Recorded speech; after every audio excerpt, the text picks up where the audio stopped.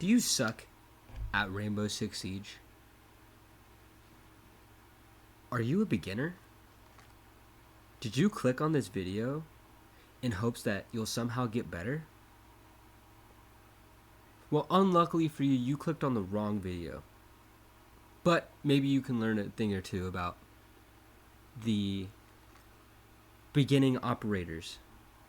From Sledge to IQ on attackers, to Smoke and Bandit on defenders. I'm giving you one fact, one tip for each of those people.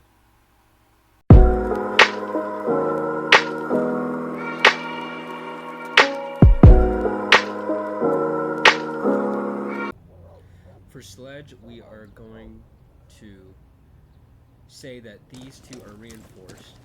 Just wrap it up here. If you don't have a thermite, or if it's electrified or muted or anything like that, you guys don't have a Thatcher, the best way for you guys to get around it is to go above the reinforcement and smash it.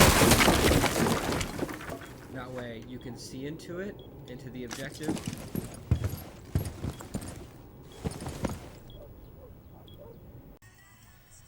For Thatcher, the most accurate way for you to get a EMP grenade into the objective without it getting Jaegered or Wamide is to go above the objective and drop it down on top.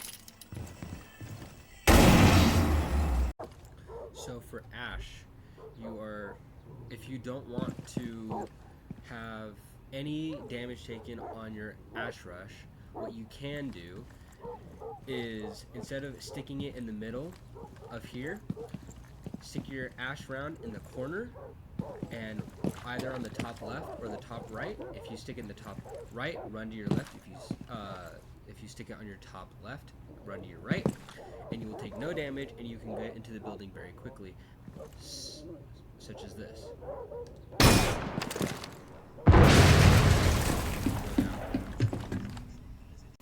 So for Thermite, if you ever come into this situation where there is a electrified hatch and you're a Thermite, and you're like, oh no, what can I do to get around this?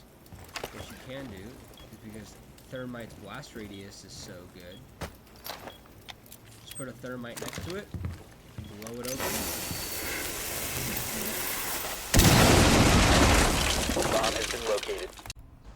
So for Twitch, if you've ever come into the situation where you come over here and there's a Mozzie drone on the drone hole, and you can't see it, well, you're gonna be like, well, I don't want to lose my Twitch drone. A lot of people don't use Twitch's regular drones because they kind of forget that they have them. So honestly, the best thing for you to do is send the regular one in and swap back to this one and kill it.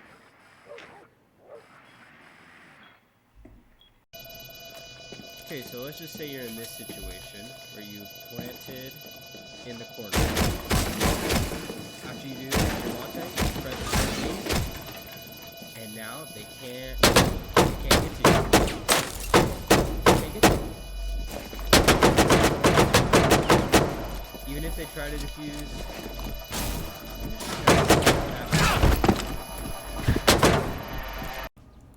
Alright, so with Glaz, obviously his ability is to put on a sniper scope for the sniper, and it gives you thermal, so anywhere in this gray area you can see people yellow. But in reality, you really don't need it, because if you just turn it off, you can change the scope, and this sniper is probably one of the best DMRs in the game. If you're gonna play anybody with a DMR, just play Glaz. His damage is yeah. So for Fuse, if you guys do not have a RAM or a Sledge or anything that you guys can play vertically, Defuse is the next best option. If they're playing basement on Clubhouse, you can come over to this spot right here. Put a fuse down right here, pop it.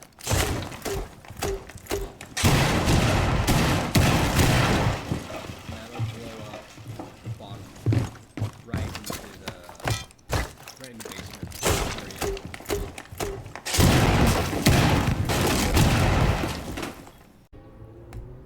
As Blitz, now that they have updated where you're able to hide your gun, you guys are even more protected. So for that reason, that you guys can't rush. When faced with an enemy, the first thing that you should be doing is never, ever, ever pulling out your pistol. That should not be the first thing that you do. Due to it being, your head is now not. The thing you should do is push it. Bomb has been located. Punch it. Op 4 neutralized. Mission successful. Alright, so for IQ, the best way for you to play IQ is with her scanner, you're actually able to see bomb sites and other stuff like that.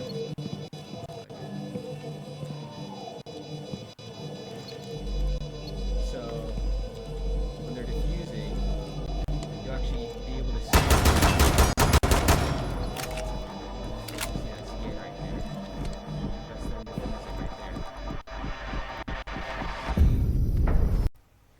So, what you're gonna do for smoke is you are going, if you hear someone off to your left over here, you're gonna throw one, you're gonna pop them, and because they can't push you, you can push them because of your gas mask, and bam. Op 4 eliminated. Mission successful.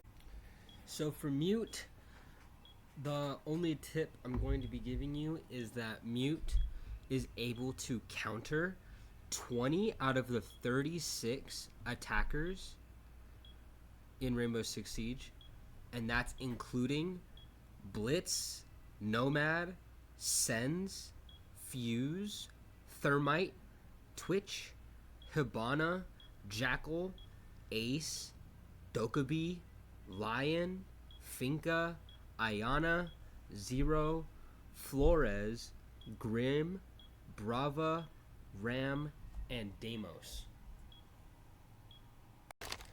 Alright, so for Castle, the best tip that I'm able to give you is, I know a lot of beginners like to barricade and put castles all over sites A and B. Don't do that. The best way for you to place down your castles is basically to funnel the attackers from coming in. So, like, let's just say for here, right, you would obviously have this reinforced. So basically the only way for them to come in on this side is through stairs, because now this is blocked off.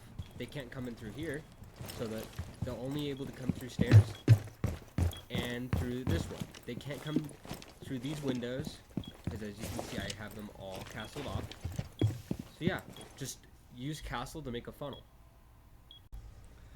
For pulse, the best tip is that when you're using a heartbeat scanner, you're actually only able to see people up to 9 meters. But if they're Finka boosted, you can see them up to 13 meters. So for Doc, best tip I can give you is, yes, you have stims, yes, you're a support player. That doesn't mean you shouldn't play aggressive. You have the best gun to either spawn peek with or just use in a 1v1 gunfight. You have an MP5 with an ACOG on it. Not only that, but you start out with 125 health. You are a absolute unit. Go win those gunfights. You got this. Alright, so as Rook, obviously your main ability is that you have deployable armor. So I went from 125 to 145. That's, another armor slot. Now Rook is already a 3 armor, 1 speed. So realistically, the best tip I can give you is if you're gonna play Rook, you're a team player. Unlike how I said with Doc, yes, they have the same gun. Yes, they have all the same thing, but Rook, I feel like, is more of a team player due to his ability. You have now given your entire team 20 more health, which is 1 more armor, but they're still the same speed.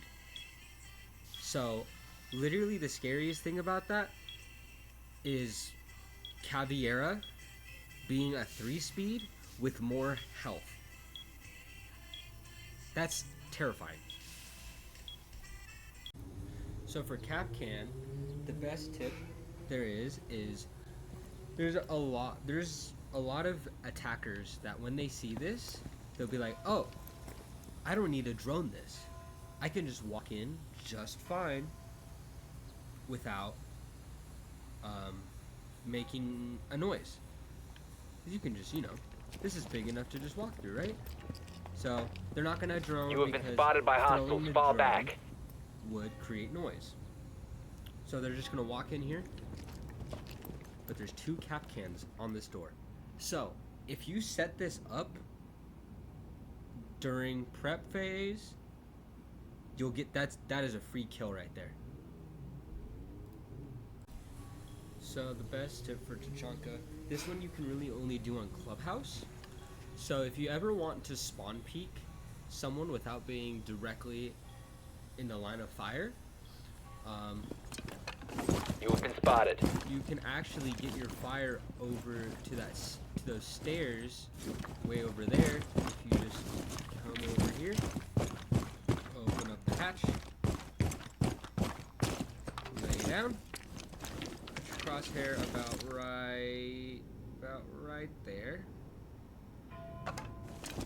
Right there. You can watch it land right over there. Boom. And the fire falls down. So for Jaeger, your ADS systems actually have a cooldown system. So what you can do is you can do a Jaeger trick, same thing as like a bandit trick. So, you set it down, an item gets thrown, and this tases it. The whatever's been thrown is gone. But now this is on a timer. All you have to do is pick it up, place it back down again. Just like a bandit trick. So for bandit, an improved way for you to bandit trick, so you're not guessing which side to put the next bandit on when you're bandit tricking, is actually roll on each side of the wall of each of the walls, so you can hear which one is either being placed or is being about to be exploded, so you can put it down on the correct side. Alright everyone, thank you for watching. I do really appreciate it. If this video does well, then I will be doing all of the year 1 operators next. Maybe I can fit in year 2 as well. So please like, subscribe, comment if you want to see part 2. Yeah, thank you for watching.